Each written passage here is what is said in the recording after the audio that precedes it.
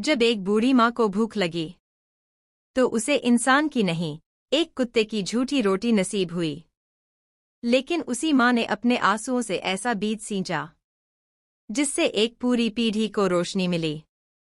ये सिर्फ कहानी नहीं, ये ममता, पछतावे और पुनर्जन्म की अमर गाथा है, जहाँ एक झोपड़ी शिक्षा का मंदिर बनी और एक गूंगी बच्ची ने दुनिया को बोलना सिखाया। छोटी चिड़िया ने बताया क्यों खानी पड़ी एक माँ को कुत्ते की झूठी रोटी। एक ऐसी सच्चाई जिसे जानकर आपका दिल कांप उठेगा और आंखें नम हो जाएंगी। उत्तर प्रदेश के एक छोटे से गांव पिपरिया घाट में एक बूढ़ी औरत गीता देवी रहती थी। सफेद बाल, झुकी हुई कमर, आंखों में गहराई और चेहरे पर भूख व संघर्ष की झलक, यही उसकी पहचान थी। उसका जीवन एक समय था जब घर हंसता खेलता था, पति जीवित थे, बेटे बेटियां आज्ञाकारी थे और घर के आंगन में हर दिन ताजा रोटियां बनती थीं। लेकिन अब वह अकेली थी। एक टूटी फूटी झोपड़ी में, दरवाजे पर न दरवाजे का पल्ला था, न दीवारों पर कोई पक्का प्लास्टर। बस मिट्टी और छप्पर से बनी वह झोपड़ी अब उसका संसार थी। कोई पूछता, अम्मा, आपके बेटे कहाँ हैं? तो गीता देवी आंखें चुरा लेतीं। गीता देवी के 3 बेटे थे, रघु, सुरेश और मुकेश। तीनों पढ़े लिखे थे। गीता और उसके पति राम सिंह ने एक एक पैसा जोड़कर बेटों को पढ़ाया, शादी करवाई, शहर भेजा। बेटों ने कसम खाई थी, माँ बाप की सेवा करेंगे, उन्हें अपने साथ रखेंगे। लेकिन वक्त बीता और शहर की चकाचौंध ने वादों को निगल लिया। पहले तो फोन आने बंद हुए, फिर पैसों का आना भी रुक गया। शुरुआत में गीता देवी खुद गांव के लोगों से झूठ बोलती रहीं, बेटा व्यस्त है, नौकरी में टाइम नहीं मिलता। लेकिन धीरे धीरे सच्चाई उनके चेहरे पर दिखने लगी। एक एक कर गांव वालों ने उनसे दूरी बना ली। एक शाम गीता देवी खेत के पास बने एक कच्चे रास्ते पर बैठी थीं। सामने खेतों में से आती गेहूं की खुशबू उन्हें पुरानी यादों में ले गई।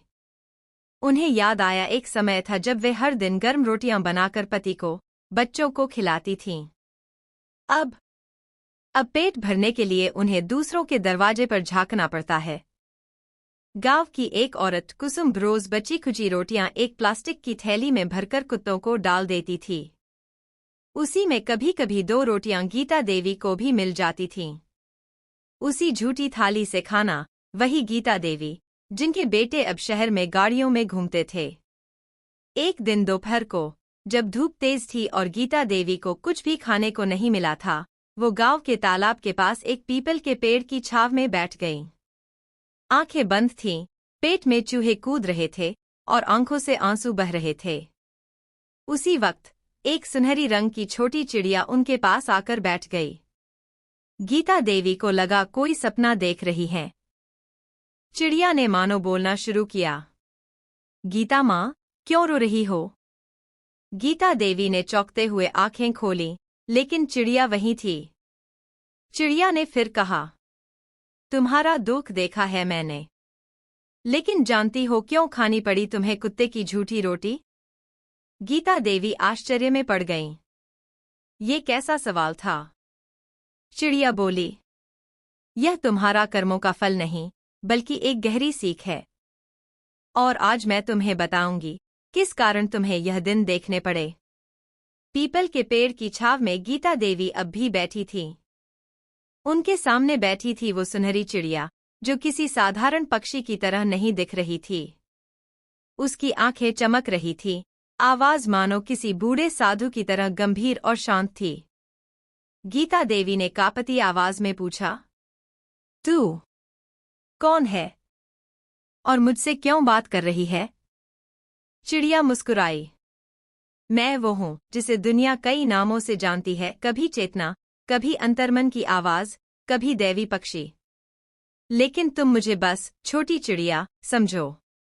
मैं आज तुम्हारे जीवन की गहराई में छुपे सच को सामने लाने आई हूँ। गीता देवी की आंखें नम थीं। उन्होंने कहा, मुझे क्या पाप लगा है? मैंने तो सबका भला ही चाहा। फिर ये दिन क्यों देखना पड़ा? चिड़िया ने पेड़ की डाली पर हल्की उड़ान भरते हुए कहा, यही तो बताने आई हूं माँ। सुनो ध्यान से।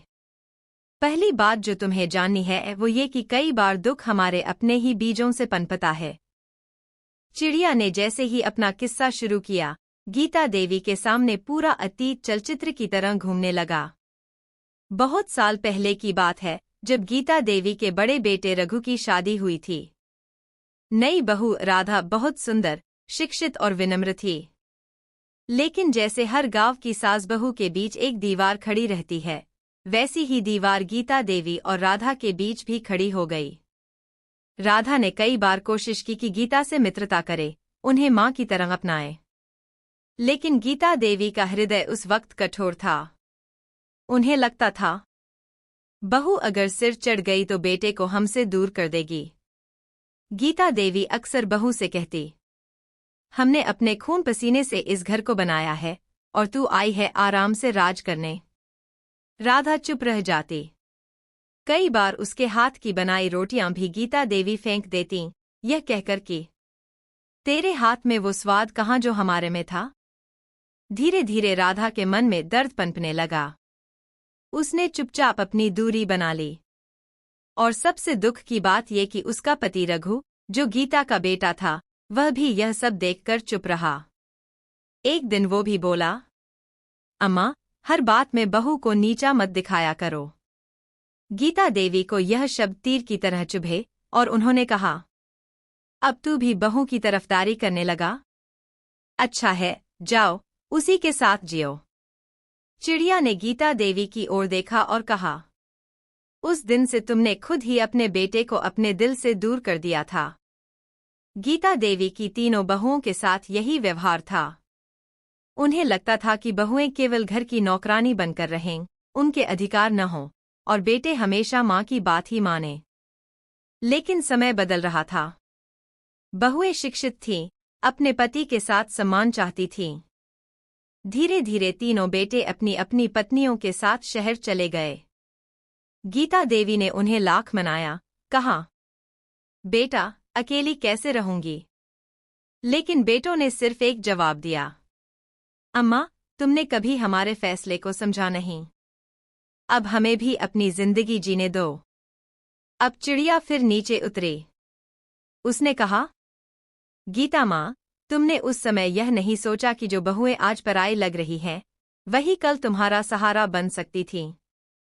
अगर तुमने उन्हें अपनाया होता, उन्हें बेटी माना होता, तो शायद आज तुम्हारी झोपड़ी खाली न होती।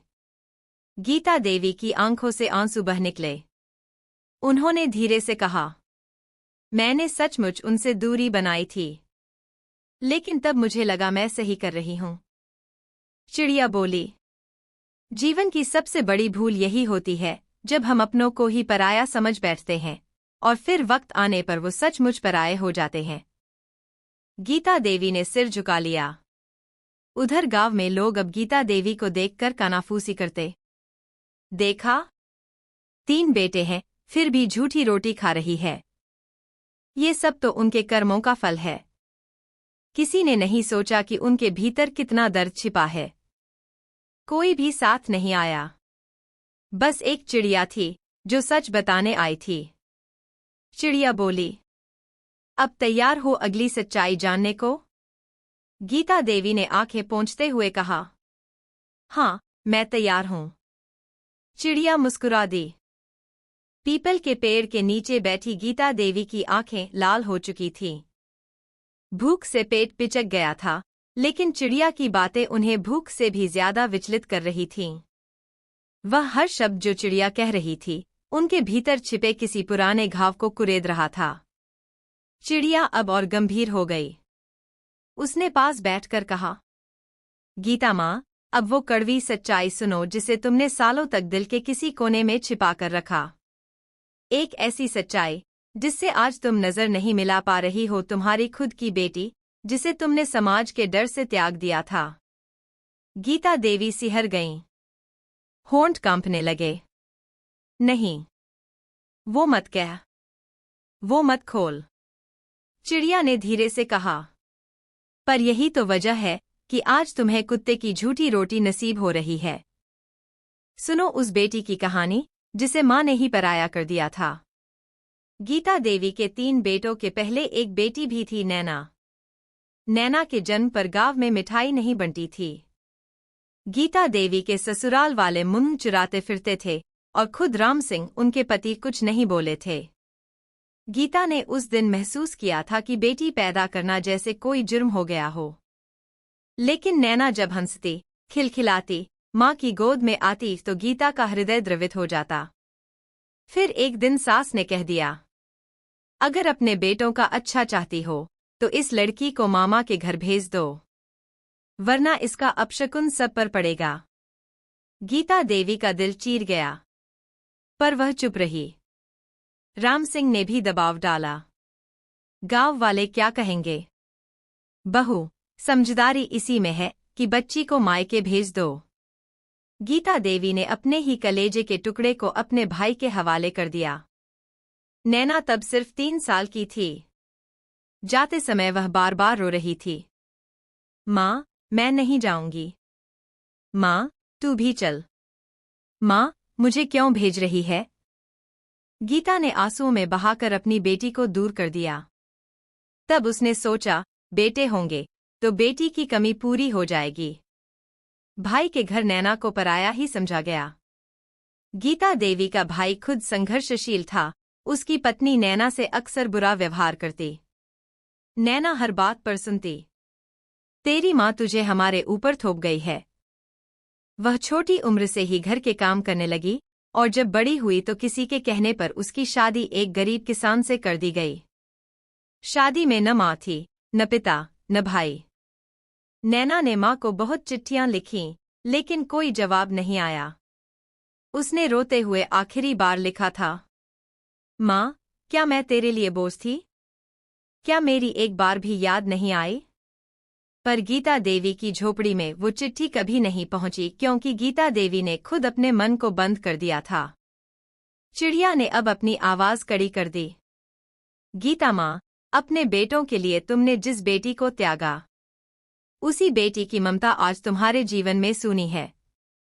अगर आज वो बेटी तुम्हारे पास होती, अगर तुमने उसे अपनाया होता, तो शायद वही तेरे बुढ़ापे का सहारा होती। गीता देवी रोने लगीं। उनके आंसू रुक नहीं रहे थे। वो जमीन पर गिर पड़े। मैं पापिन हूं। मैंने अपनी ही कोख से जन्मी बेटी को ठुकरा दिया, सिर्फ समाज के डर से। चिड़िया बोली, समाज क्या देगा तुम्हें माँ? आज वही समाज तुझे देखकर हंसता है, तुझे झूठी रोटी का पात्र बनाता है। और वो बेटी जिसे तूने पराया किया, वो आज भी शायद तुझे याद करती हो। गीता देवी की आत्मा अब चिल्ला रही थी। उनकी रूह तक कांप रही थी। हे भगवान, मुझसे बहुत बड़ी भूल हो गई। मैंने माँ होते हुए माँ की ममता को मार दिया। चिड़िया ने कहा, यही कारण है गीता माँ कि आज तेरे हिस्से में कुत्ते की झूठी रोटी आई है। जिस बेटी के हिस्से में माँ की झप्पी होनी चाहिए थी, उसे तूने दुनिया के हवाले कर दिया। अब तेरे हिस्से में वही दुनिया है, और दुनिया क्या देती है? झूठी रोटी। उधर गांव में कुछ महिलाओं ने गीता देवी को तालाब के पास रोते हुए देखा। एक औरत ने दूसरी से कहा, सुना है इस अम्मा की एक बेटी भी थी, जिसे किसी ने कभी देखा नहीं। दूसरी बोली, हाँ, कहते हैं उसे कहीं भेज दिया था, बेटों की खातिर। अब देखो, बेटों ने भी छोड़ दिया, और बेटी से रिश्ता कभी जोड़ा ही नहीं। कोई पास नहीं आया। सिर्फ चिड़िया थी, जो धीरे से गीता देवी के कंधे पर बैठी रही। चिड़िया अब गीता देवी के कंधे पर बैठी थी। आसमान में बादल छाए थे, जैसे प्रकृति भी उस बूढ़ी माँ के दुख से भारी हो गई हो। पीपल के पेड़ की छाव अब भी वही थी, लेकिन गीता देवी का हृदय अब पूरी तरह हिल चुका था। उन्होंने कांपते हुए स्वर में कहा, मैंने बेटी को खो दिया, बहुओं से दूरी बना ली। अब और क्या बाकी है चिड़िया? और कितना उघाड़ेगी तू मुझे? चिड़िया ने करुणा से भरी दृष्टि डाली और कहा, गीता माँ, अब मैं तुम्हें तीसरी बात बताऊंगी, जो आज के तुम्हारे हालात की जड़ में है। तुमने जब मदद की जरूरत थी, तब खुद को स्वाभिमानी कहकर मदद लेने से इनकार कर दिया। लेकिन वो स्वाभिमान नहीं था, वो अहंकार था। और वही अहंकार आज तुम्हारा सबसे बड़ा शत्रु बन गया है। वक्त की बात है, जब राम सिंह के देहांत के कुछ ही महीने बाद गीता देवी बहुत टूट चुकी थीं। उस समय गांव के मास्टर जी हरिराम बाबू, जो एक सज्जन, धार्मिक और सभी की मदद करने वाले व्यक्ति थे, उन्होंने गीता देवी से कहा था, बहन जी, घर में कोई कमाने वाला नहीं है। बेटों ने भी मुंह मोड़ लिया है। आप चाहे तो स्कूल की रसोई में काम मिल सकता है, दोपहर के खाने के लिए रोटियां बनानी होंगी। हर महीने कुछ पैसे मिल जाएंगे और इज्जत से रोटी भी। गीता देवी ने उस दिन बहुत गुस्से में जवाब दिया था, मैं रोटियां बनाऊंगी? गांव की रसोई में? क्या लोग कहेंगे कि गीता अब काम करने लगी है? मेरे बेटे शर्मिंदा होंगे।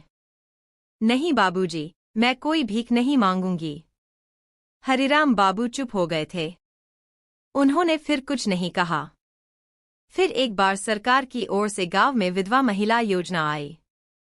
गांव की एक औरत सीता बुआम ने गीता देवी को समझाया, अरे बहन, ये सरकारी योजना है। हर महीने 1200 रुपये मिलेंगे। फॉर्म भर दो, जीवनयापन थोड़ा आसान हो जाएगा। गीता देवी ने तुर्शी से कहा, मुझे सरकार की दया नहीं चाहिए। मेरे बेटे हैं और मैं किसी के सामने हाथ नहीं फैलाऊंगी। सीता बुआ कुछ कहना चाहती थी, लेकिन गीता देवी ने मुंह फेर लिया। अब चिड़िया ने गीता देवी की आंखों में आंखें डालते हुए कहा, तुमने यह सोचकर कि मदद मांगना कमजोरी है, हर अवसर को ठुकराया। लेकिन माँ, जानती हो, मदद मांगना कभी भी कमजोरी नहीं होता। वो विनम्रता होती है, वो स्वीकार्यता होती है कि हाँ, मैं अकेली हूं और मुझे किसी के सहारे की जरूरत है। गीता देवी चुप थीं। चिड़िया ने आगे कहा, अगर उस दिन तुम रसोई का काम स्वीकार कर लेती, अगर तुम सरकारी योजना का लाभ लेती, तो आज भूखी न होती। कम से कम तुम्हारे हाथ की बनी रोटियां होती, कुत्ते की झूठी रोटी नहीं। गीता देवी ने सिर उठाकर आसमान की ओर देखा और फिर बुदबुदाई, मैंने सोचा था अगर लोग मुझे गरीब समझेंगे तो मेरे बेटों की इज्जत जाएगी। मैंने अपने बेटे की शान के लिए सब सह लिया, लेकिन आज वही बेटे मेरा नाम तक नहीं लेते। चिड़िया ने फिर गहरी बात कही, माँ, जिस इज्जत के लिए तुमने खुद को भूखा रखा, वो कभी थी ही नहीं। सच्ची इज्जत तब होती है जब कोई बुजुर्ग अपनी आत्मनिर्भरता पर गर्व करता है, न कि बेटों की गाड़ी पर। उसी समय तालाब के पास एक छोटी बच्ची अपनी माँ के साथ पानी भरने आई। उसने गीता देवी को देखा और मासूमियत से कहा, माँ, यही वो दादी है जो कुत्तों वाली रोटियां खाती है? उसकी माँ ने तुरंत उसका मुंह बंद कर दिया। चुप कर, ऐसे नहीं बोलते। पर गीता देवी ने सुन लिया था। उनकी आंखों से एक और आंसू गिरा, पर इस बार वो गुस्से से नहीं, बल्कि अपने ही भीतर पलते अहंकार के टूटने से था। अब चिड़िया ने अंतिम वाक्य कहा, गीता माँ, 3 बातों ने तुम्हें यहां पहुंचाया। बहुओं को अपनाने से इनकार, बेटी को समाज के डर से त्यागना, और मदद लेने से मुंह मोड़ना। अब भी समय है। अगर तुम सच को स्वीकार करोगी तो शायद जीवन कोई एक और अवसर दे दे। गीता देवी ने पहली बार सिर झुकाकर कहा, मैं स्वीकार करती हूं। मैं बदलना चाहती हूं। अगर भगवान चाहे तो मैं अपनी गलती सुधारना चाहती हूं। चिड़िया मुस्कुरा दी और बोली, तो सुनो, अब समय है चौथे भाग का, जहां जीवन तुम्हें एक और मौका देगा, पर उसे पहचानना तुम्हारे हाथ में होगा। गांव का वो दिन बाकी दिनों से कुछ अलग था। आसमान में बादल तो थे, लेकिन हवा में एक अजीब सी बेचैनी भी थी। गीता देवी आज थोड़ी शांत थीं। चिड़िया की बातें अब तक उनके मन में गूंज रही थी, जैसे कोई पुराना बंद कमरा खुल गया हो और उसमें दबी यादें बाहर आने लगी हों। वो झोपड़ी के बाहर बैठी थी, एक टूटी हुई चौकी पर। 2 दिन से पेट में कुछ ढंग का नहीं गया था, पर आज भूख ने जगह छोड़ दी थी। सोच ने कब्जा कर लिया था। इसी सोच में डूबी थी कि तभी झोपड़ी के बाहर हल्की सी आवाज आई। दादी, एक रोटी मिलेगी? गीता देवी ने चौंक कर दरवाजे की ओर देखा। वहां एक नन्ही बच्ची खड़ी थी, उम्र लगभग 7 साल, बाल बिखरे हुए, गालों पर धूल, आंखों में डर और होंठ सूखे हुए। उसने एक फटी सलवार कुर्ती पहन रखी थी और दोनों हाथ जोड़े हुए थे। गीता देवी ने आंखें मिचमिचाकर पूछा, तू कौन है बेटी? बच्ची कांपते हुए बोली, दादी, 2 दिन से कुछ नहीं खाया। मां बीमार है। रोटी चाहिए थी, कहीं से भी। गीता देवी की आंखें फटी रह गईं। वो बच्ची, वो मासूम चेहरा, उसे नैना की याद दिला गया। गीता देवी की आंखों में एकाएक पुराने दृश्य घूमने लगे। नैना भी इसी उम्र में उन्हें ऐसे ही पुकारा करती थी, मां, भूख लगी है। पर तब समाज की आवाज उसके ऊपर भारी पड़ी थी। आज वही आवाज फिर से लौट कर आई थी, लेकिन किसी और के चेहरे पर। उन्होंने एक क्षण सोचा, मेरे पास खुद क्या है? फिर देखा कोने में एक पुरानी पोटली थी, जिसमें एक सूखी रोटी बची हुई थी, कल कुसुम ने दी थी, जो कुत्ते को फेंकने जा रही थी। गीता देवी ने वो रोटी निकाली, अपने आंसू पोंछे और बच्ची के सामने रख दी।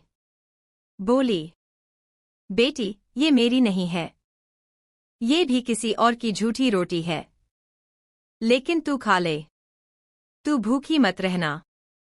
बच्ची ने रोटी ऐसे खाई जैसे वो कोई प्रसाद हो।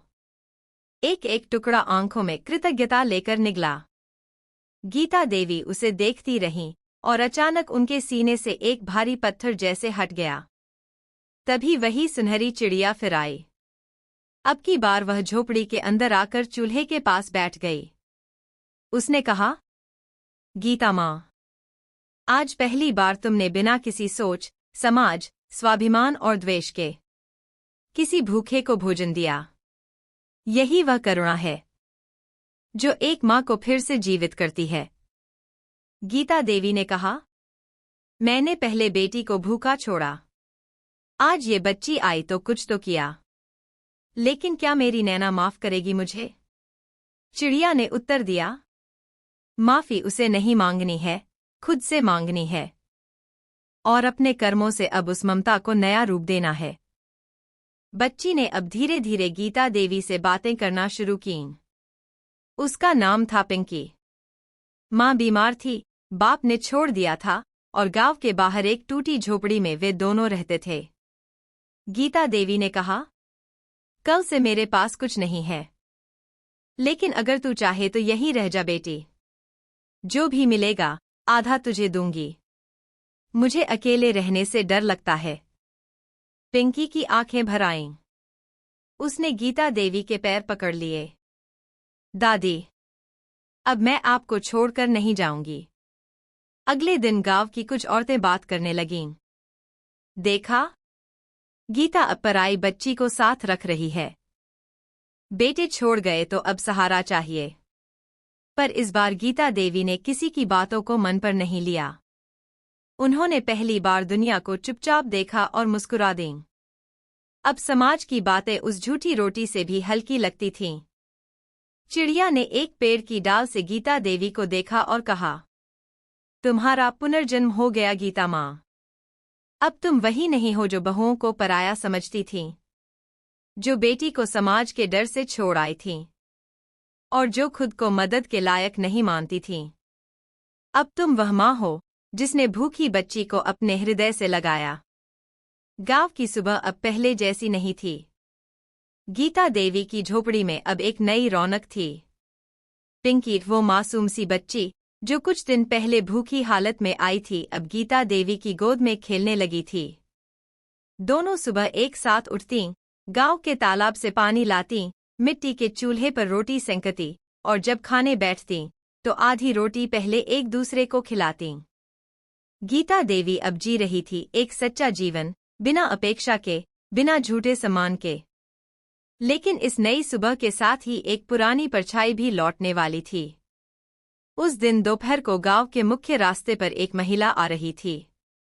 सिर पर पल्लू डाला, साधारण साड़ी, लेकिन चाल में आत्मबल था। उसके साथ एक दुबला-पतला आदमी था, उसका पति। महिला का चेहरा किसी को कुछ याद नहीं दिला रहा था, लेकिन गांव की बुजुर्ग महिलाओं ने कानाफूसी शुरू कर दी। अरे ये औरत कुछ जानी पहचानी लगती है। कहीं ये गीता की नैना तो नहीं?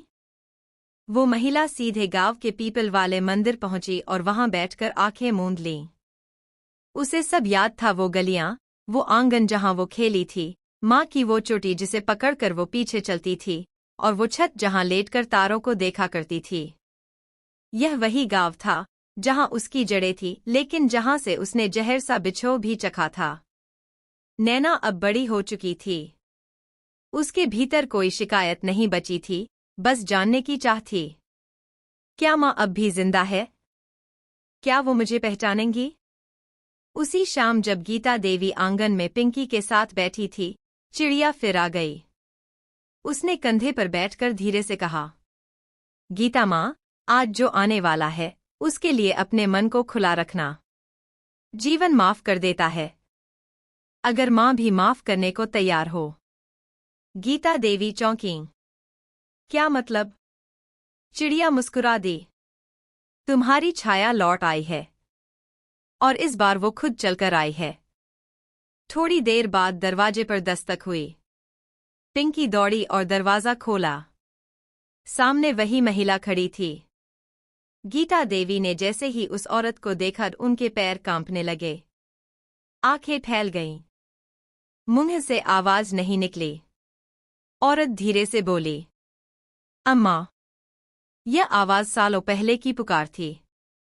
गीता देवी ने कांपते हुए पूछा, नैना? नैना ने आंखों से आंसू बहाते हुए सिर झुका दिया। हाँ माँ, तुम्हारी वही बेटी जिसे तूने पराया समझा था, आज भी तुझे माँ कहने आई है। गीता देवी लपक कर उठीं। झोपड़ी की चौखट को पकड़ते हुए धीरे से आगे बढ़ी, और फिर बिना कुछ कहे नैना को अपने सीने से लगा लिया। पिंकी पास खड़ी थी, कुछ समझ नहीं पा रही थी, पर उसने पहली बार गीता देवी को इतना रोते हुए देखा। पर यह रोना पीड़ा का नहीं था, यह रोना प्रेम का था। नैना भी रो रही थी। माँ, मैंने कई बार तुम्हें खत लिखा, जवाब नहीं आया।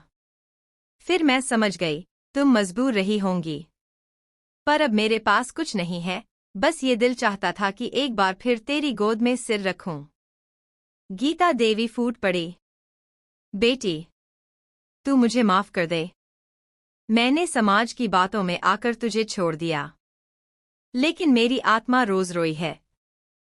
पिंकी अब चुपचाप नैना के पास गई और बोली, क्या आप भी अब यहीं रहेंगी? नैना ने उसे गले से लगा लिया और कहा, अगर दादी चाहें तो जरूर। गीता देवी ने दोनों को गले से लगाया और बोली, अब यह घर नहीं, ममता का मंदिर बनेगा। एक माँ, एक बेटी, और एक नई बच्ची जिसने मुझे जीना सिखाया। अगले दिन सुबह चिड़िया फिर आई, पर इस बार चुप थी। वह एक ऊंची डाल पर बैठी गीता देवी, नैना और पिंकी को एक साथ बैठा देख रही थी। फिर बोली, अब मेरा काम पूरा हुआ। एक माँ को फिर से माँ बना दिया, एक बेटी को माफ करना सिखाया, और एक अनाथ बच्ची को परिवार दे दिया। चिड़िया ने पंख फैलाए और आसमान में उड़ गई, सूरज की पहली किरण के साथ। गांव की हवा अब धीरे धीरे बदलने लगी थी। वो झोपड़ी, जहां पहले एक बूढ़ी माँ कुत्ते की झूठी रोटियों से पेट भरती थी, अब वहां 3 पीढ़ियों की हंसी गूंजने लगी थी। गीता देवी, उसकी खोई और लौटी हुई बेटी नैना, और प्यारी मासूम पिंकी। सुबह का सूरज जैसे अब नई रोशनी लेकर आता था। नैना आंगन में झाड़ू लगाती, पिंकी मिट्टी के चूल्हे पर रोटी सेंकती और गीता देवी तुलसी को पानी देते हुए भजन गुनगुनाती। लेकिन इस नई सुबह के साथ एक नया विचार भी जन्म ले चुका था। अब इस झोपड़ी को सिर्फ घर नहीं, गांव की बच्चियों के लिए पाठशाला बनाना है। एक दिन पिंकी ने पूछा, माँ नैना, क्या मैं भी पढ़ सकती हूँ? नैना ने मुस्कुराकर सिर पर हाथ फेरा और कहा, क्यों नहीं बेटी, पढ़ाई किसी अमीर की चीज नहीं। ज्ञान सबका अधिकार है। फिर उसने गीता देवी से कहा, अम्मा, हम यहाँ गांव की उन बच्चियों को क्यों न पढ़ाएं, जिनके माँ बाप उन्हें स्कूल नहीं भेजते? गीता देवी को ये विचार कुछ नया और अच्छा लगा। उन्होंने कहा, जब हमारी झोपड़ी ही हमें सबक सिखा रही है, तो क्यों न इसी को एक पाठशाला बना दिया जाए? अगले ही दिन नैना ने गांव के बाहर कुछ घरों में जाकर पूछा, आपकी बेटियां स्कूल क्यों नहीं जातीं? एक औरत ने कहा, कहाँ पढ़ाई लिखाई बहन, खेत में हाथ बंटाएं तो अच्छा। लड़कियां तो पराया धन होती हैं। लेकिन कुछ माँओं ने कहा, अगर मुफ्त में पढ़ाएगी तो भेज देंगे। शाम को झोपड़ी के बाहर 4 छोटी बच्चियां आ गईं। पिंकी ने मिट्टी पर लकड़ी से क, ख, ग लिखा और नैना ने वही सिखाना शुरू किया। गीता देवी अंदर बैठकर सब देख रही थी, आंखों में गर्व था और होठों पर संतोष। लेकिन बदलाव को गांव सहन कहाँ करता है? कुछ मर्दों ने ठठाकर कहा, देखो जरा, अब झोपड़ी में मास्टरनी बनने का सपना देख रही हैं। जिसने खुद अपनी बेटी को छोड़ दिया था, अब दूसरों की बेटियों को पढ़ाएगी? पर इस बार गीता देवी चुप नहीं रहीं। उन्होंने सामने जाकर कहा, मैंने गलती की थी और उसी गलती को ठीक करने के लिए अब दूसरों की बेटियों को मां बनकर संवारूंगी। अगर ये पाप है तो हर रोज करूंगी। लोग चुप हो गए। औरतों की आंखें नम हो गईं। संध्या के समय जब बच्चे पढ़ने के बाद चले गए, चिड़िया फिर आई। पेड़ पर बैठकर बोली, गीता माँ, अब तुम सिर्फ माँ नहीं रही, अब तुम गुरु बन गई हो। एक माँ जिसने बेटियों को खोया था, अब अनगिनत बेटियों को ज्ञान दे रही है। गीता देवी ने कहा, मुझे अब समझ में आया, दुख और भूख सिर्फ शरीर की नहीं होती। सबसे बड़ी भूख होती है ममता की, अपनापन की और सम्मान की। कुछ ही हफ्तों में जब झोपड़ी के बाहर बच्चों की भीड़ बढ़ने लगी, एक दिन गांव में शिक्षा विभाग से एक कर्मचारी आया। उसने सब देखा और गीता देवी से पूछा, यह किसकी अनुमति से चल रहा है? नैना घबरा गईं। लेकिन गीता देवी ने विनम्रता से कहा, हमने किसी से कुछ नहीं लिया साहब, बस बच्चियों को पढ़ा रहे हैं। कुछ भी गलत हो तो हम बंद कर देंगे। कर्मचारी मुस्कुराया। उसने कहा, गलत नहीं, बहुत सही कर रही हैं आप। सरकार ऐसी झुग्गी पाठशालाओं को मान्यता देने की योजना बना रही है। अगर चाहें तो हम आपको रजिस्टर कर सकते हैं। कुछ सुविधाएं मिलेंगी। गीता देवी की आंखें भर आईं। कल तक जो झोपड़ी सिर्फ आंसुओं से भीगी रहती थी, आज वही झोपड़ी आशा की छांव बन गई है। अब गांव में एक नया नाम फैल गया था, मां गीता की पाठशाला। हर घर से कोई न कोई बच्चा आता। पिंकी अब सबसे बड़ी बहन की तरह छोटी बच्चियों को बैठने के लिए जगह देती, नैना पढ़ाती और गीता देवी बच्चों को कहानियां सुनाती। झोपड़ी अब स्कूल बन चुकी थी। एक शाम जब सूरज ढल रहा था, गीता देवी तुलसी को पानी दे रही थी, पिंकी रोटी सेंक रही थी और नैना किताबें समेट रही थी। तभी चिड़िया आई और एक बार फिर बोली, तुमने अपने कर्मों से खुद को बदल लिया माँ। अब तुम्हारे हिस्से में कुत्ते की झूठी रोटी नहीं। अब तुम्हारे हिस्से में है समाज की इज्जत, बच्चियों की मुस्कान और बेटी का सिर तेरी गोद में। गीता देवी की आंखें नम थीं। लेकिन अब ये आंसू पछतावे के नहीं थे।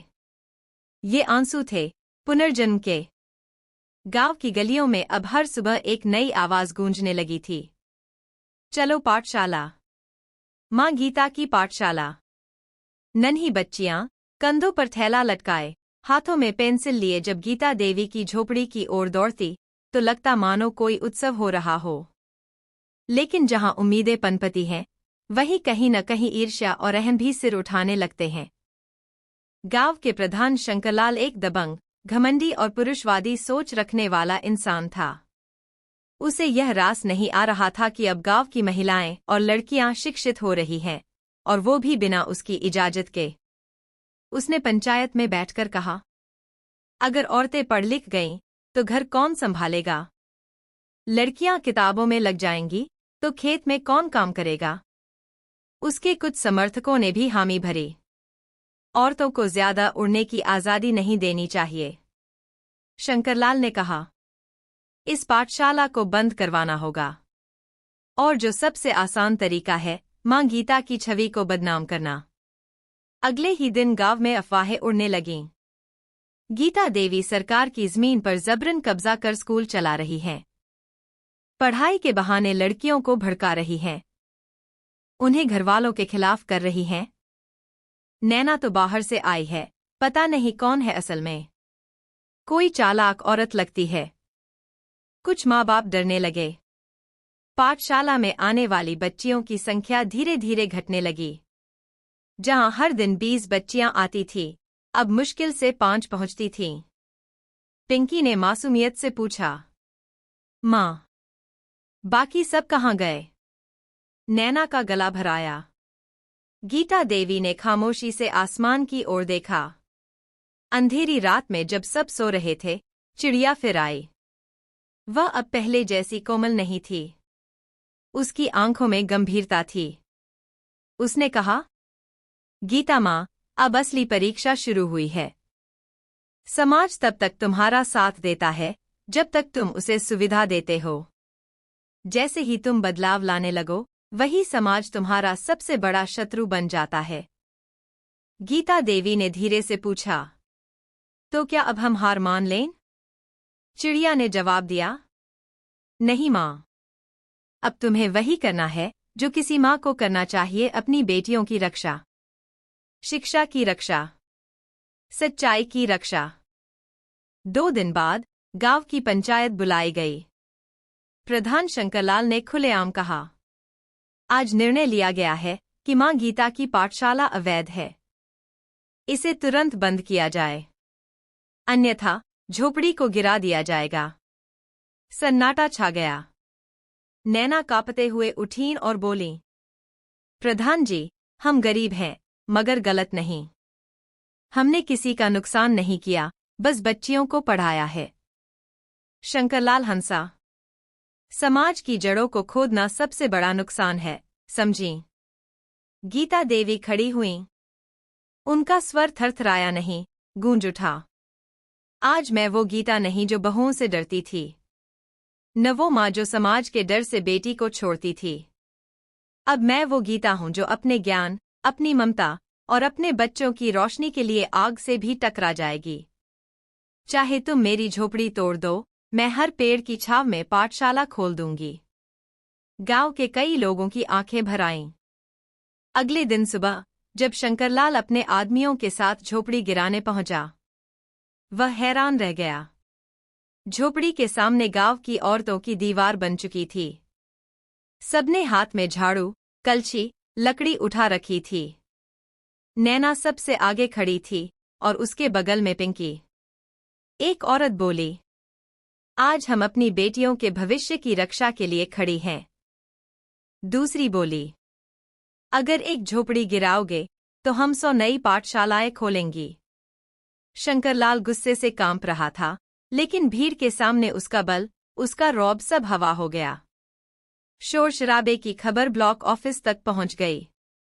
2 दिन बाद तहसीलदार और शिक्षा विभाग की टीम गांव आई। सबने झोपड़ी और पाठशाला की जांच की। बच्चियों से बात की, माता पिता से बात की और फिर फैसला सुनाया। यह पाठशाला समाज के लिए एक आदर्श है। इसे सरकारी मान्यता दी जाती है। गीता देवी की आंखों में आंसू थे। आज मेरी झोपड़ी सच में मंदिर बन गई। शंकरलाल चुपचाप पंचायत से हट गया। उसकी कुर्सी पर अब गांव ने एक शिक्षित महिला रेणु बुआ को बिठा दिया, जो पहले पढ़ नहीं पाती थी, लेकिन गीता देवी की पाठशाला ने उन्हें पढ़ना सिखाया था। अब गांव की पहचान थी। जहां मां गीता की पाठशाला है, वहां अंधकार नहीं बसता। गांव की गलियां अब उत्सव की तरह जगमगाने लगी थीं। गीता देवी की पाठशाला में रोज नई बच्चियां जुड़ रही थीं। पास के गांवों से भी लोग आकर देखने लगे थे कि एक झोपड़ी में शिक्षा की क्रांति कैसे हो सकती है। नैना अब रोज सवेरे एक झोला लेकर बच्चों के लिए चौक, स्लेट और किताबें लाती। पिंकी अब छोटी दीदी बन गई थी। वो नई बच्चियों को बैठने की जगह देती, पानी पिलाती और हर दिन गीता देवी से एक नई कहानी सुनती। पर जिस दिन सब कुछ सुंदर दिखे, समझ लेना कहानी का कोई भूला हुआ पन्ना पलटने वाला है। उस दिन दोपहर में जब झोपड़ी के बाहर गर्मी थी और अंदर बच्चियां पढ़ रही थीं, तब एक लंबी परछाई दरवाजे पर आ खड़ी हुई। दरवाजे पर एक आदमी था, उम्र करीब 40 के आसपास, आंखों में लालपन, चेहरे पर बेताबी। उसने आवाज लगाई, नैना। ओ नैना, तू यहाँ है? नैना चौंकी। पिंकी के हाथ से स्लेट गिर गई।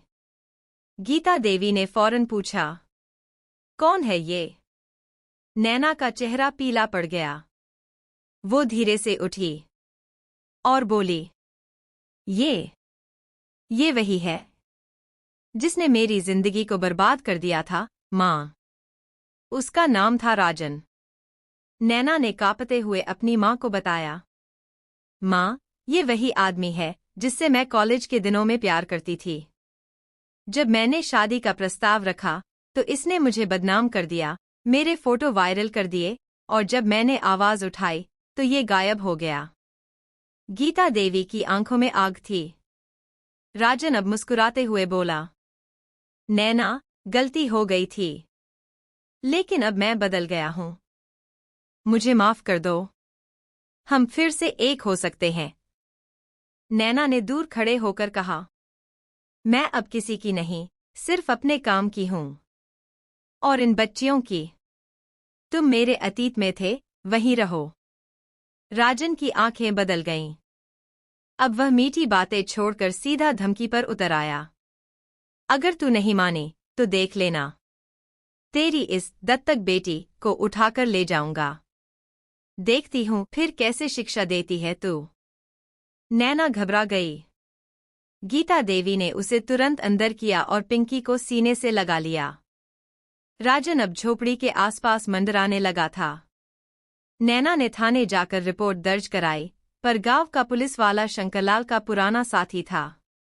उसने बात टाल दी। तब गांव की वही औरतें, जो मां गीता की पाठशाला में पढ़ चुकी थीं, सामने आईं।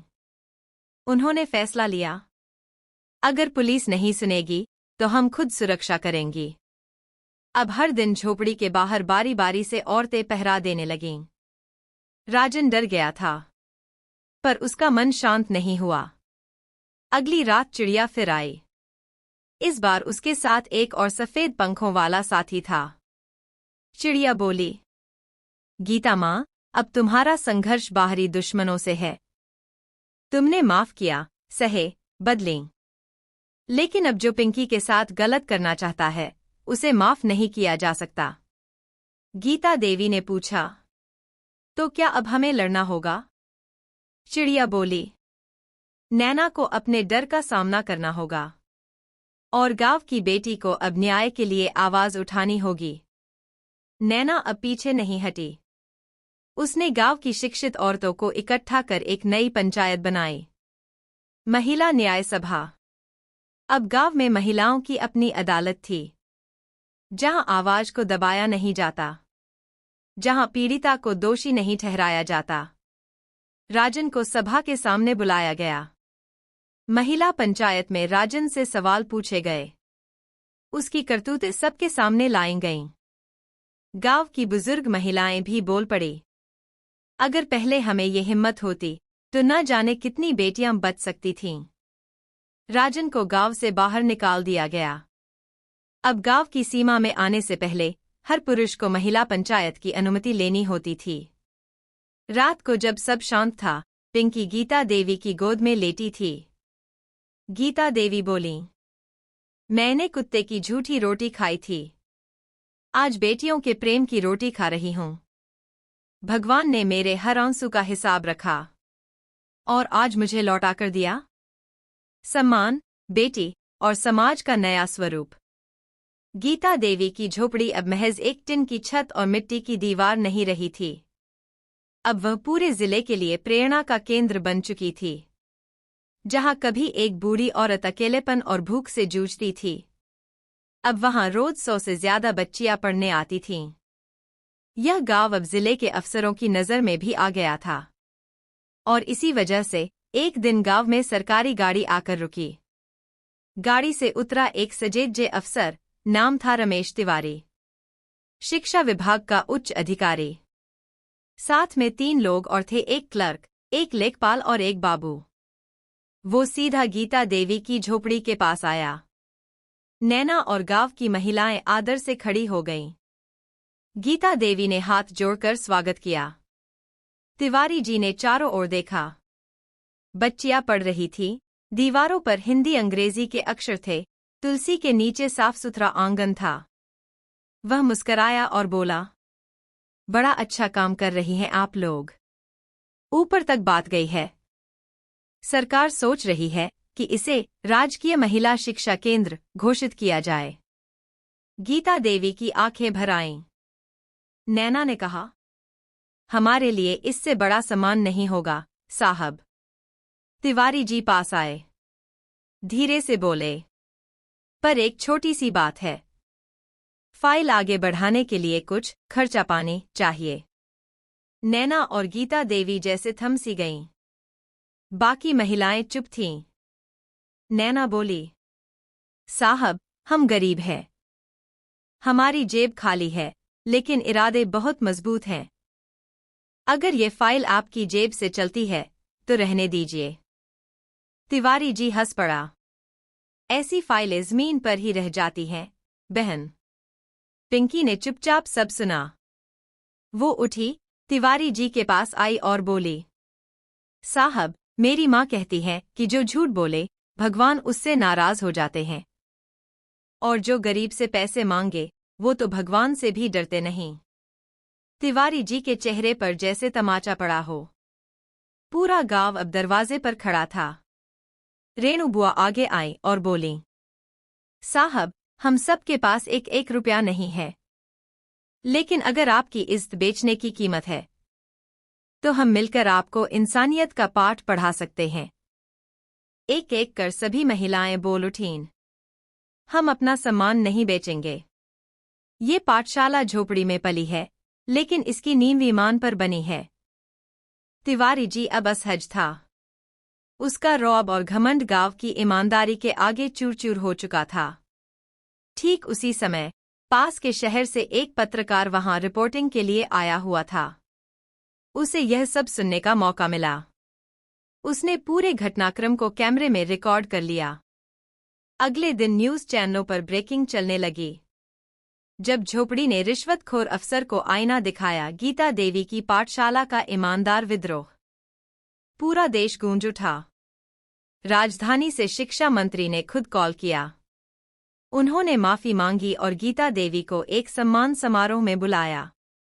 अब गीता देवी की झोपड़ी को आधिकारिक रूप से घोषित किया गया। श्रीमती गीता महिला शिक्षा केंद्र आशा की पाठशाला। सरकार ने 10 लाख की सहायता राशि घोषित की। पर गीता देवी ने कहा, पक्की छत बना दीजिए, बाकी काम तो हमारी बेटियां ही कर लेंगी। सम्मान समारोह में गीता देवी ने मंच पर कहा, मैंने जीवन में बहुत कुछ खोया। बेटी को समाज के डर से छोड़ा, खुद कुत्ते की झूठी रोटी खाई। पर जब शिक्षा और सच्चाई को पकड़ा तो खुद भगवान ने मेरी झोपड़ी का दरवाजा खटखटाया। पूरा हॉल तालियों से गूंज उठा। गांव के बीचों बीच बने श्रीमती गीता महिला शिक्षा केंद्र अब ईंट और सीमेंट से भले ही मजबूत हो चुकी थी, लेकिन उसकी बुनियाद अब भी वही थी, प्यार, सेवा और ममता। हर दिन नए बच्चे जुड़ते और हर बच्चा यहाँ केवल अक्षर नहीं, संस्कार और आत्मबल लेकर घर लौटता। पर एक सुबह जब सब बच्चे प्रार्थना कर रहे थे, तब एक नई बच्ची आई। छोटा सा झोला, उलझे बाल, नंगे पैर और आंखों में बहुत कुछ कहने की बेचैनी। नैना ने बच्ची को देखकर मुस्कराया, पर बच्ची कुछ नहीं बोली। पिंकी पास गई। तुम्हारा नाम क्या है? बच्ची चुप।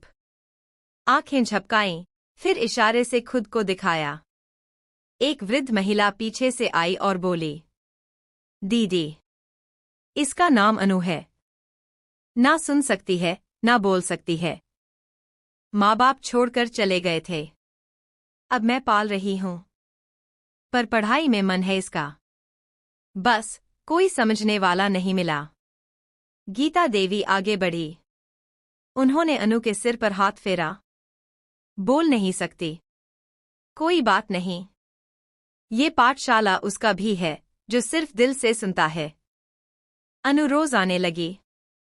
जहां बच्चे क, ख, ग बोलकर दोहराते, अनु स्लेट पर सुंदर अक्षर बनाती। जहां बच्चे कविता गाकर याद करते, अनु चित्र बनाकर उन्हें समझती। धीरे धीरे सबको लगने लगा, ये बच्ची भले बोल नहीं सकती, लेकिन इसके अंदर एक दुनिया बसती है। एक दिन अनु ने एक चित्र बनाया। एक बूढ़ी औरत, एक लड़की और एक झोपड़ी के सामने ढेर सारी बच्चियां। सब बच्चे हंसे, ये तो हमारी पाठशाला है। गीता देवी ने देखा और ठिठक गईं। ये तो मैं हूं। ये नैना। ये पिंकी। और ये हमारी बच्चियां।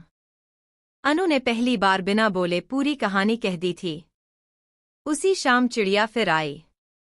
अनु उसे देख मुस्कराई। चिड़िया ने गीता देवी से कहा, माँ, शब्दों की जरूरत नहीं होती जब आत्मा बोलती है। ये बच्ची समाज को वही दिखाएगी जो लोग कहकर नहीं समझा सके। किसी ने सुझाव दिया कि अनु को जिला स्तर की कला प्रतियोगिता में भेजा जाए। नैना पहले डर गई, कहीं अनु को कोई ठेस न पहुंचे। लेकिन गीता देवी ने कहा, अगर उसका चित्र आत्मा से निकला है तो वह जरूर पहचाना जाएगा। पाठशाला की औरतों ने मिलकर अनु के लिए रंग, ब्रश, कागज जुटाया। सैकड़ों बच्चों के बीच अनु बैठी थी, चुप, शांत, पर बेहद केंद्रित। उसने जो चित्र बनाया, उसने सबको हिला दिया। एक लड़की जिसकी जुबान पर ताला है, लेकिन हाथों में रंग हैं। और उस रंग से वह एक नई दुनिया गढ़ रही है। जब निर्णायक मंडल चित्र तक पहुंचा, सब रुके। एक बूढ़े जज की आंखों से आंसू निकल पड़े। ये बच्ची कुछ नहीं बोली, फिर भी सब कुछ कह गई। अनु को प्रथम पुरस्कार मिला। गांव लौटने पर फूल मालाओं के साथ स्वागत हुआ। पिंकी ने अनु को गले लगाया और बोली, तू मेरी बहन नहीं, तू मेरी प्रेरणा है।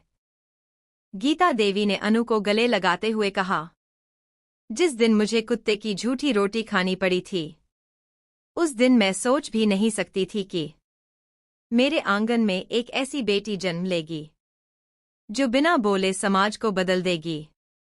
अनु की जीत ने पूरे गांव की हवा ही बदल दी थी। अब गांव के बच्चे कहने लगे थे, हम भी अनु दीदी की तरह बनेंगे। औरतें कहती, हमारी बेटी अब देश का नाम रोशन करेगी। पर जो सपना अब तक गांव की सीमा तक सीमित था, वो एक दिन अचानक एक चिट्ठी और एक विदेशी फोन कॉल के बाद अंतर्राष्ट्रीय उड़ान की ओर बढ़ चला। एक दिन पोस्टमैन गीता देवी की पाठशाला के बाहर आया और बोला, अम्मा, ये चिट्ठी आपके नाम आई है, अमेरिका से। सब हैरान रह गए। नैना ने पढ़कर सुनाया, अंतर्राष्ट्रीय चित्रकला संगठन द्वारा अनु को विशेष आमंत्रण भेजा गया है। न्यूयॉर्क में होने वाली ग्लोबल चिल्ड्रन आर्ट समिट में भाग लेने के लिए। पूरा गांव उछल पड़ा। पिंकी दौड़कर अनु को गले लगाने लगी। अनु कुछ नहीं बोली, बस अपने स्केच बुक को सीने से चिपकाए मुस्कुरा दी। नैना बोली, ये तो बहुत बड़ी बात है माँ, लेकिन हम कैसे भेजे अनु को विदेश? गीता देवी चुप थीं। फिर एक एक कर मुश्किलें गिनने लगीं। पासपोर्ट नहीं है, आधार कार्ड नहीं है, बैंक खाता नहीं है, ट्रैवल और वीजा का खर्च लाखों में है, कोई सरकारी मदद नहीं, और सबसे बड़ी बात, अनु का कानूनी अस्तित्व ही नहीं है। एक बैठक बुलाई गई। गांव की औरतें, बच्चे, बूढ़े, सब जुटे। रेणु बुआ ने घोषणा की, आज हम सब मिलकर अनु को अमेरिका भेजेंगे। अगर सरकारी मदद नहीं आई तो हम गांव के हर घर से 1-1 रुपया इकट्ठा करेंगे। पिंकी ने गुल्लक फोड़ दी। नैना ने पुराने गहने निकाल लिए। गीता देवी ने अपनी झोपड़ी का बचा खुचा सामान भी बेचने को तैयार कर दिया।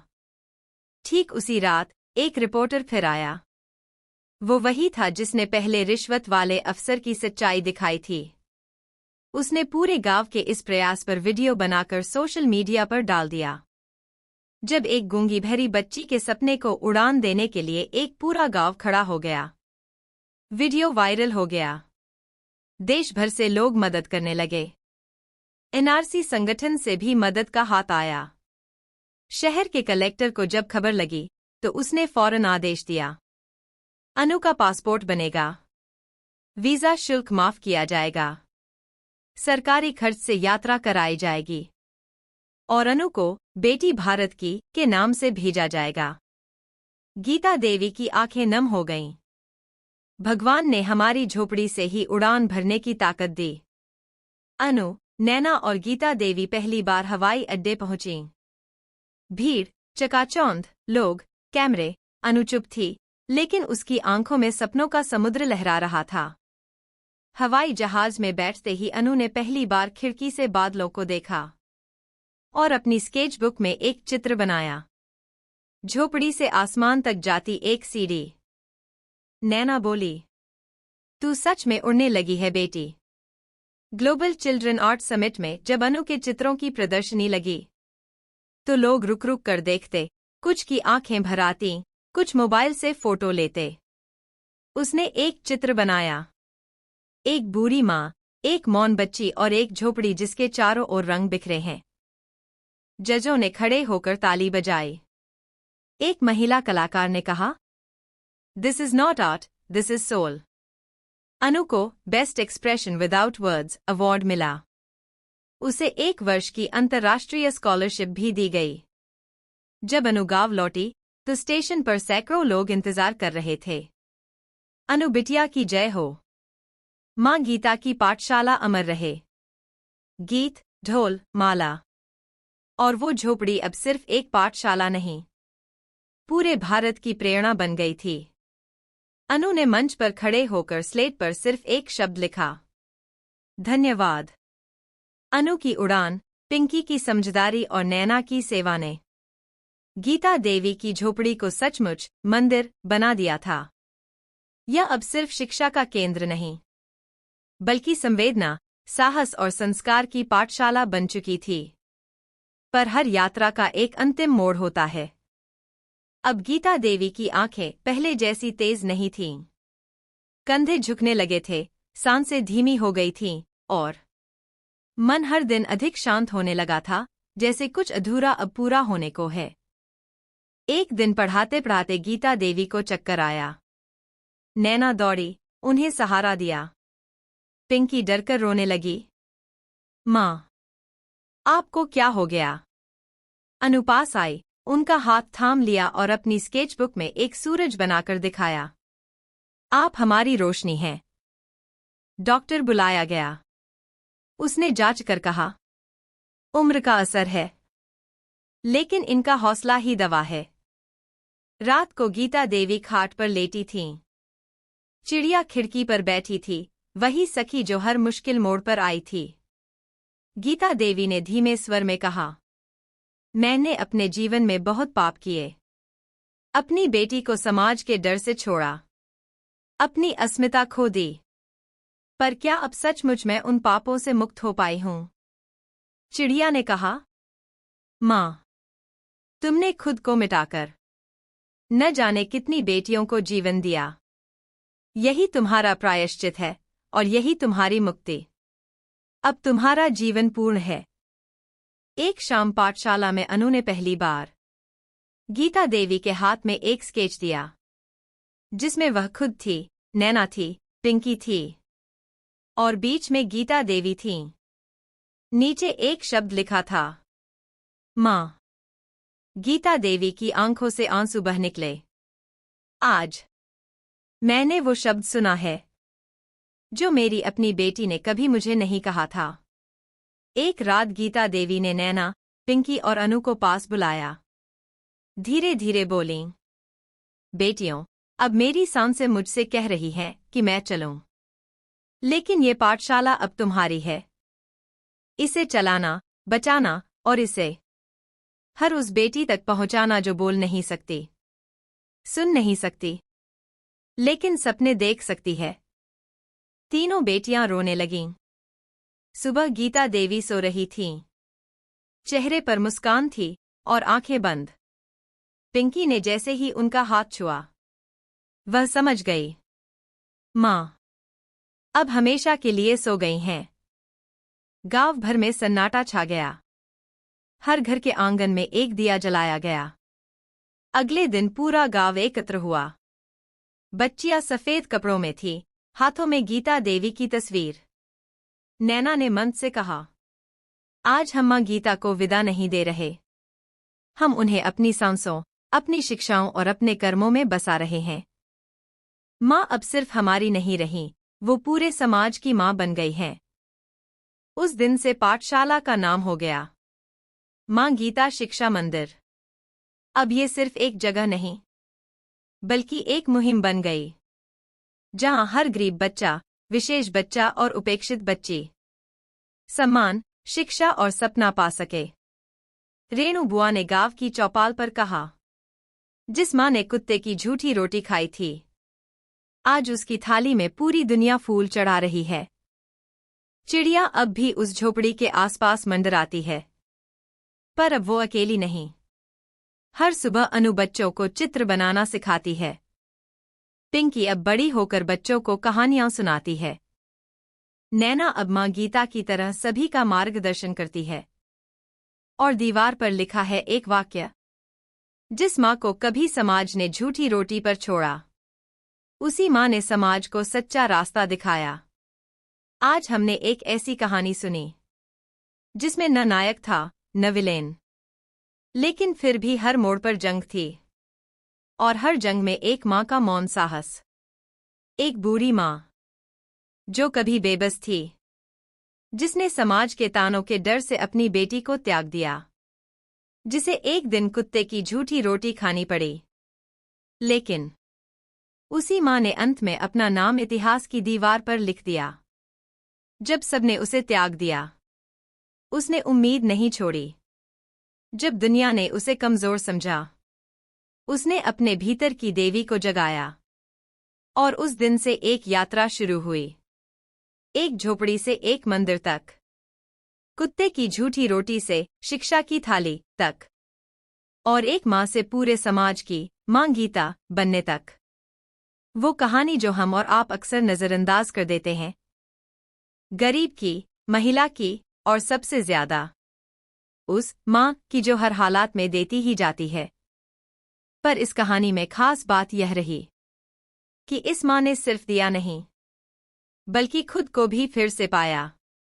अनु, जो गूंगी भरी थी, उसके चित्रों ने लाखों लोगों के दिलों को छुआ। पिंकी, जो झोपड़ी में भूख से तड़पती थी, वह अब खुद शिक्षिका बनकर औरों को रोशनी दे रही है। नैना, जो अपमान की शिकार थी, अब खुद को एक जिम्मेदार सामाजिक नेता के रूप में देख रही है। और ये सब संभव हुआ क्योंकि एक बूढ़ी मां ने अपनी गलती को स्वीकारा, उसे सुधारा और अंत में संपूर्ण किया। जैसे जैसे कहानी समाप्त होती है, वैसे वैसे एक बात दिल में बसती जाती है। एक औरत अगर अपने अंदर की आग को पहचान ले, तो वह पूरी दुनिया को बदल सकती है। और यही आग गीता देवी में थी। उनका शरीर भले ही इस धरती से विदा हो गया, लेकिन उनकी आत्मा हर उस बेटी की सांसों में धड़कती रहेगी, जो न्याय, शिक्षा और सम्मान की हकदार है। तो दोस्तों, अगर ये कहानी आपके दिल को छू गई हो, अगर आपको भी अपनी मां की ममता, किसी बुजुर्ग की सेवा या किसी बच्ची की मुस्कान याद आ गई हो, तो इस वीडियो को लाइक जरूर कीजिए। इस संदेश को ज्यादा से ज्यादा लोगों तक पहुंचाने के लिए शेयर करना न भूलें। और अगर आप चाहते हैं ऐसे ही सच्ची भावनाओं से भरी कहानियां आप तक लगातार पहुंचती रहें, तो हमारे चैनल को सब्सक्राइब जरूर करें और बेल आइकन दबाना मत भूलिए। अगर किसी माँ ने जीवन में गलती की हो तो उसे मौका दीजिए प्रायश्चित करने का, क्योंकि माँ जब संभलती है तो कई पीढ़ियों को संवार देती है। हम फिर मिलेंगे एक नई कहानी में, एक नई सीख के साथ। तब तक याद रखिए, हर झोपड़ी में एक गीता देवी छुपी होती है, बस जरूरत है उसे पहचानने की। धन्यवाद। जय माता दी, जय नारी शक्ति।